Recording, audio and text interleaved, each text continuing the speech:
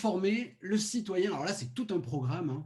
Comment former le citoyen cultivé, lucide, autonome, socialement et physiquement éduqué, tel que demandé dans les programmes d'EPS? À vous de jouer, monsieur Brice Bénard. Bonjour. En ce qui concerne déjà l'éducation, d'amener un élève, d'avoir les programmes et l'éducation à la santé, citoyenneté, tous ces éléments-là, ça a toujours fait partie en fait des finalités qui ont été assignées à l'EPS. On va dire que ça fait partie de l'identité de l'EPS.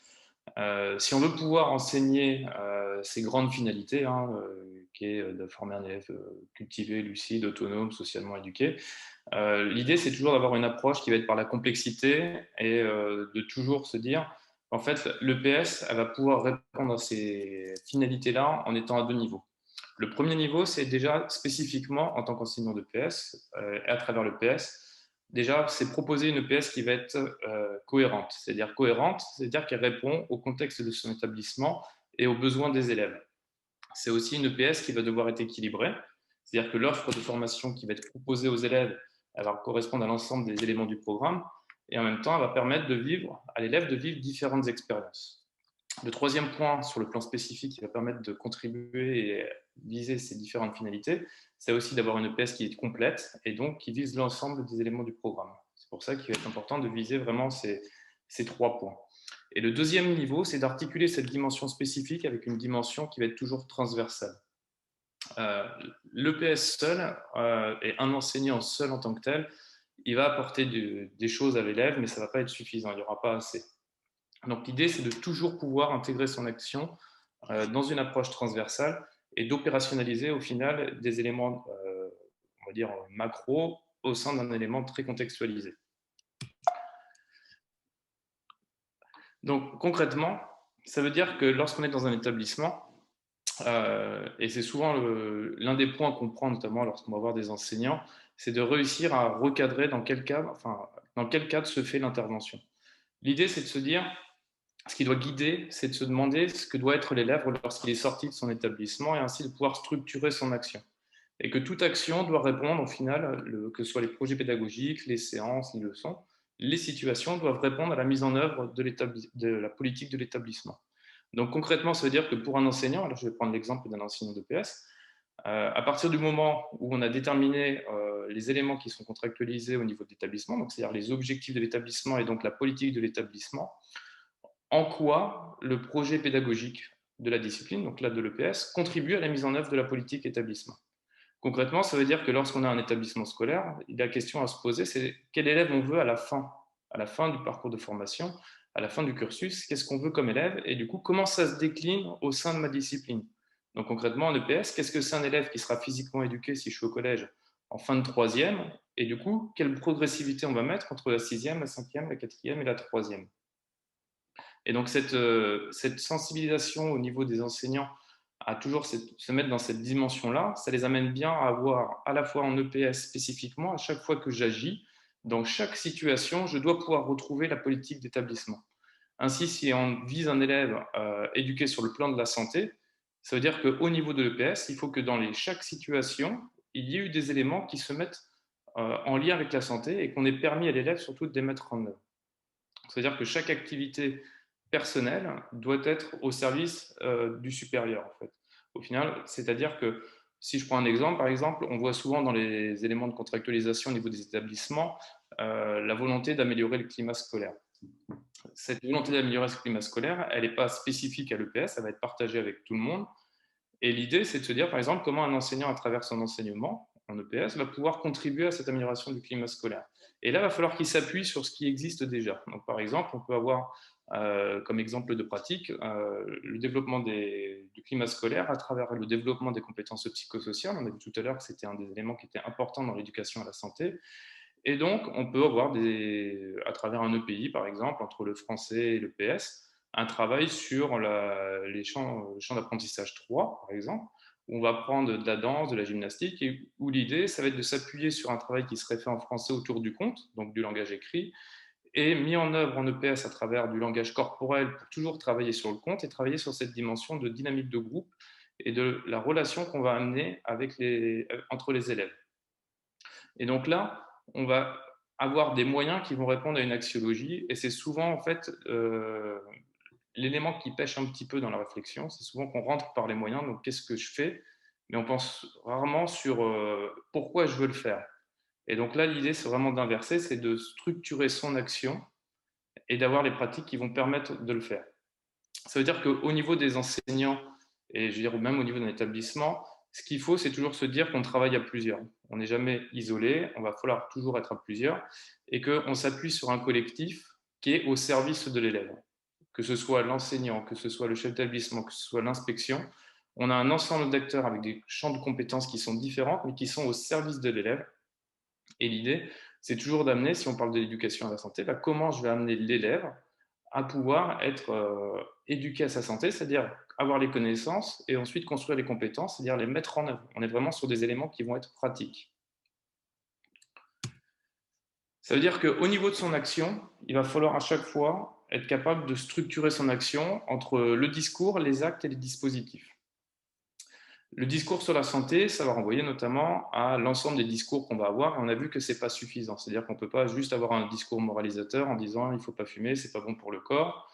Il va falloir, au-delà du discours, aller sur de l'action. Pour autant, il va falloir quand même donner des éléments aux élèves pour qu'on puisse les passer, les évoluer de savoir à des savoir-faire. Par exemple, sur les échauffements, avant de mettre en place les échauffements, l'idée c'est de donner aussi les éléments à l'élève pour qu'il puisse maîtriser les échauffements et donc ainsi avoir les connaissances. Souvent, c'est ce qu'on voit notamment chez les enseignants en début de carrière, c'est-à-dire qu'on on dit pour les échauffements, il faut faire, je sais pas, par exemple, il faut aller courir, il faut faire ensuite un échauffement articulaire, ensuite un échauffement avec des étirements.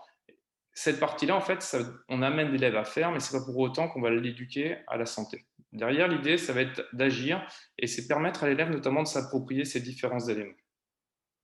Donc l'idée, c'est de se dire, on va essayer de d'évoluer à l'élève, et si on veut le mettre acteur de sa santé et donc en faire un futur citoyen qui va être lucide et autonome notamment dans la gestion de sa santé, ça veut dire que la posture de l'enseignant va notamment évoluer, de je prescris à je suis une ressource qui va accompagner l'élève.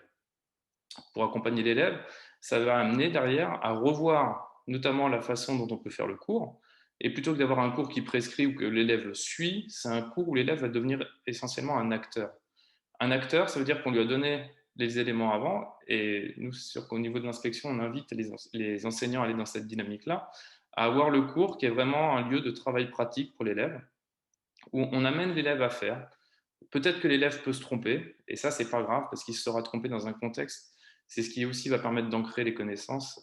Et nous, notre rôle en tant qu'enseignant, ça va être de pouvoir agir en le guidant, en rectifiant, on apprend aussi par l'erreur, et donc ça va être vraiment ce rôle-là en termes de ressources. Et pour ce faire, on va aussi s'appuyer sur l'ensemble des dispositifs qui sont mis en place. C'est-à-dire que notre action pour l'éducation à la santé, elle passe par le discours, les connaissances qu'on va donner, par l'action en permettant à l'élève d'être acteur, parce qu'on va le mettre en place des situations qui vont permettre d'eux, mais on va aussi s'appuyer sur l'ensemble des dispositifs, et ça ne sert à rien de tout réinventer, c'est vraiment s'appuyer sur ce qui est en place.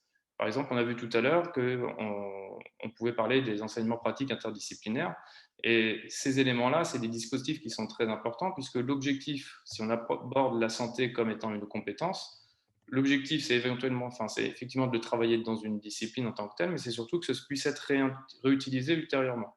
Donc, il va y avoir ce rôle d'utilité, et l'avantage et le fait de rentrer dans une dimension transversale à travers les EPI, ça veut dire qu'on va permettre à l'élève d'identifier les éléments de structure qui vont l'amener à réinvestir dans un autre domaine ou un autre contexte les éléments qu'il aura vus.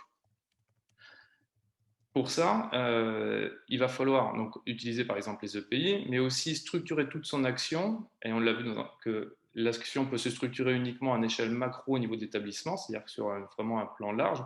On peut s'appuyer notamment au niveau des établissements sur les CESC, où là, ça va permettre de structurer les actions et de créer une cohérence et une progressivité, par exemple, entre ce qui va se passer entre la 6e, la 5e, la 4e et la 3e. Et on va vraiment être sur la notion des parcours éducatifs. Les parcours éducatifs, c'est vraiment la trame de fond du parcours de formation de l'élève. Donc, penser le parcours de formation de l'élève, c'est voir comment les différents parcours éducatifs vont permettre de construire l'élève visé en fin de cursus. Et cette approche du parcours éducatif, on a souvent la tendance à l'aborder de façon isolée, en prenant le parcours santé, le parcours citoyen, par exemple. Mais on a vu depuis tout à l'heure qu'on parle tout le temps de citoyenneté, de santé. Donc, est-ce qu'être en bonne santé, ce n'est pas aussi faire acte de citoyenneté? Et donc, l'idée, c'est toujours d'avoir cette idée que les différents parcours éducatifs, ils sont interdépendants. Et donc, il faut toujours les voir en étant complémentaires. Et c'est pour ça que c'est intéressant de toujours travailler le parcours santé, notamment avec cette dimension de citoyenneté, ce qui veut dire qu'il y a la notion d'action qui va arriver derrière.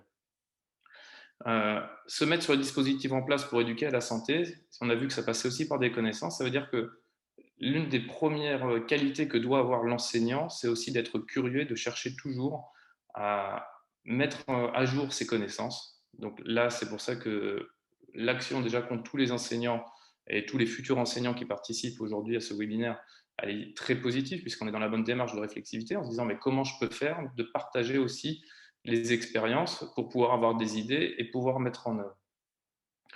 Et c'est vraiment important, cette dimension-là. C'est-à-dire que éduquer à la santé, ça va amener forcément à avoir des acteurs réflexifs à deux points de vue.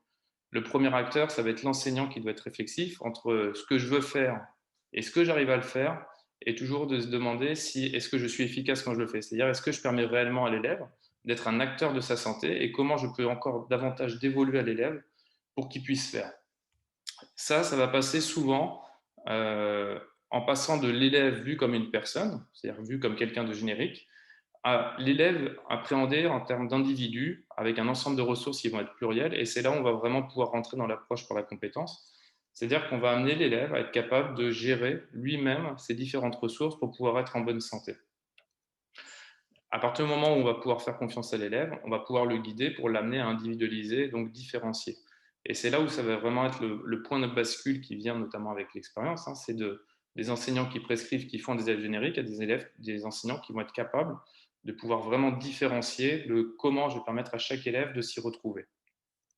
Ça veut dire que les premières choses que doivent faire les enseignants, au-delà de la curiosité, c'est oser et faire. Il faut absolument que les enseignants ils fassent, qu'ils expérimentent. Un enseignant on peut tout expérimenter. Il va y avoir des choses des cours où ça va pas forcément super bien marcher. Dès qu'on a réussi à garantir tous les éléments de sécurité, derrière, il faut lancer, amener les élèves vraiment à faire, à pratiquer, parce que c'est aussi comme ça qu'on va apprendre. Et comme on l'a vu tout à l'heure, donc cette idée d'éviter d'être isolé en tant qu'enseignant, c'est éviter d'être isolé au sein de l'établissement, puisqu'il va falloir agir avec les enseignants d'une discipline. On l'a vu tout à l'heure, par exemple, sur l'exemple sur le parcours de santé où on prenait le pays avec la danse et le travail en français. Mais c'est aussi être avec l'ensemble des partenaires, les partenaires éducatifs. Et il faut vraiment se mettre dans l'idée qu'un enseignant de PS, par exemple, s'il intervient avec des sixièmes, il n'a que 4 heures par semaine. Si on estime que pour éduquer à la santé sur un point précis, il faut une quarantaine d'heures, pour le prof de PS, il va lui falloir à peu près 10 semaines. En travaillant avec l'ensemble des partenaires éducatifs, que ce soit les parents, que ce soit les partenaires sportifs, que ce soit les autres enseignants, on va avoir une action qui va être beaucoup plus massée, beaucoup plus efficace au niveau de l'élève. Donc, s'il y a vraiment quelque chose un point vraiment à retenir au niveau des enseignants, c'est agissez et essayez. Communiquez sur ce que vous faites. Communiquez, par exemple, en utilisant les ENT qui vont vous permettre à la fois d'avoir des cours en pédagogie inversée, d'amener l'élève à faire des travaux pratiques en cours, mais c'est aussi ce qui va vous permettre de diffuser auprès des parents et de réutiliser ce que vous avez enseigné dans d'autres contextes. Et surtout, maintenez-vous à jour à chaque fois des différentes connaissances, appuyez-vous sur tous les acteurs pour vous accompagner. Tout le monde est là au service de l'élève et on est vraiment dans cette approche-là. Voilà. J'ai essayé de répondre à votre question, monsieur Olivier Combaco. Merci Brice Bénard.